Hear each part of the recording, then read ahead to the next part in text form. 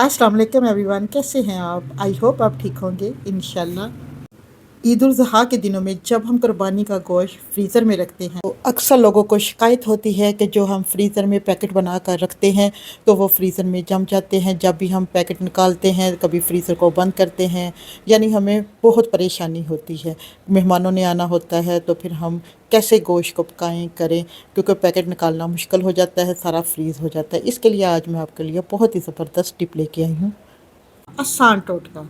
पहले गोश्त को अच्छी तरह ठंडा करें। गोश्त को कुर्बानी के फ़ौरन बाद फ्रीज़र में ना रखें। कम से कम इसे 4 से 6 घंटे खुली ठंडी हवा में रखें ताकि इसकी हरारत में कमी आ जाए।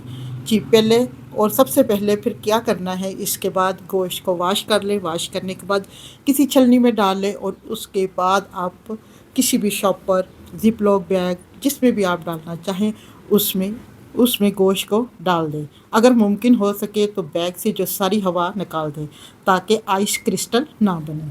अब हमारे जो शॉपर है तो वो तो बन चुके हैं। अब हमने क्या करना है, एक कटोरी में लेते हैं हम कुकिंग ऑयल और कुकिंग ऑयल में डिप करते हैं ब्रश को और इसे एक दफ़ा निचोड़ लेते हैं। निचोड़ने के बाद अब इन जो शॉपर हमने बनाई है इनके ऊपर लगा देते हैं।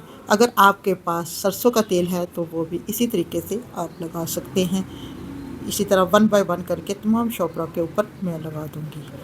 ये थी हमारी ज़बरदस्त सी फ्रीज़र में गोश्त को फ्रीज़ करने की टिप। इस तरीके से आप फ्रीज़र में गोश्त रखेंगे, जितना मर्ज़ी रखेंगे, कोई भी पैकेट साथ चिपकेगा नहीं। ये देखिए मैंने 2 पैकेट थे, इनके ऊपर मैंने ऑयल लगा के रखा था और जब मैंने निकाला तो माशाल्लाह से लहदा-लहदा ही शॉपर पड़े हुए थे। कोई इतना मुझे तरद्दुद नहीं करना पड़ा इसको खोलने में। अंदर से अब जितना मर्ज़ी गोश्त फ्रीज़ हो जाए लेकिन बाहरी जो शॉपर है ना वो बिल्कुल नहीं साथ चिपकेंगे। जी एवरीवन, आज की आपको मेरी ये टिप कैसी लगी?